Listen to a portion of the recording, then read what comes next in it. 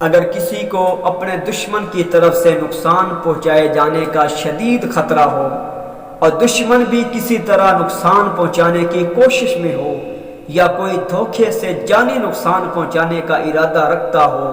یا ایسی کوئی صورتحال پیدا ہو چکی ہو کہ محلہ والے رشتہ دار کسی غلط فہمی کی وجہ سے اس شخص کے دشمن ہو چکے ہوں، محلہ میں رشتہ داروں میں کوئی بھی اس کا حامی مددگار نہ ہو وغیرہ وغیرہ،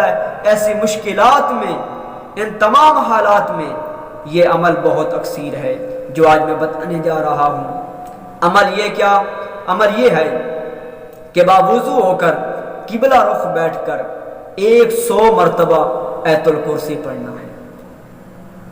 اور اس کے پڑھنے سے پہلے اور آخر میں 11 مرتبہ درود پاک پڑھنا ہے۔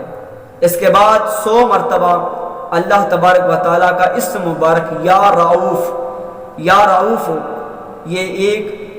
100 مرتبہ پڑھنا ہے۔ پھر 100 مرتبہ قلنا یا نار کونی بردم و سلاما علی ابراہیم، اس آیت کریمہ کو پڑھ کر اس کے بعد اللہ تبارک و تعالیٰ سے نہایت عاجزی انکساری کے ساتھ دعا مانگے، اور پھر 3 مرتبہ آیت الکرسی پڑھ کر اپنے ہاتھوں پہ پھونک مار کر دم کر کے اپنے چہرے پر ملے، آیت الکرسی پڑھتا ہوا قبلہ رخ چہرہ کر کے سو جائے۔ صرف 7 دن تک یہ بلا ناغہ عمل کرے، انشاءاللہ کوئی بھی دشمن کسی بھی طرح کا نقصان نہیں پہنچا سکے گا، اور اللہ تبارک و تعالیٰ اس شخص کو اپنے حفظ و امان میں رکھے۔